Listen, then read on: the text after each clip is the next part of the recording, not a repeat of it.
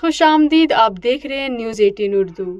भारत को इंग्लैंड के खिलाफ अपने ही घर में 22 जनवरी से 5 टी20 मैचों की सीरीज खेलनी है।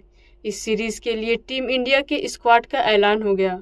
इस स्क्वाड में एक ऐसे खिलाड़ी को चुना गया जिन्होंने पिछले 2 सालों से भारत के लिए कोई भी टी20 मैच नहीं खेला है।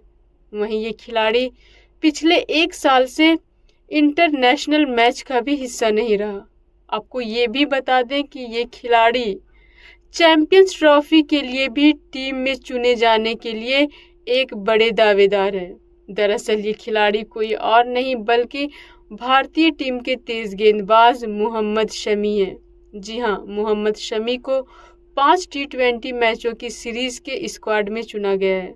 आपको बता दें कि Mohammed Shami one day world cup 2023 के बाद से ही टीम इंडिया से बाहर चल रहे हैं। इसके साथ ही इजाज़त दीजिए और बाकी की खबरों के लिए न्यूज़ 18 उर्दू के साथ बने रहिए। शुक्रिया।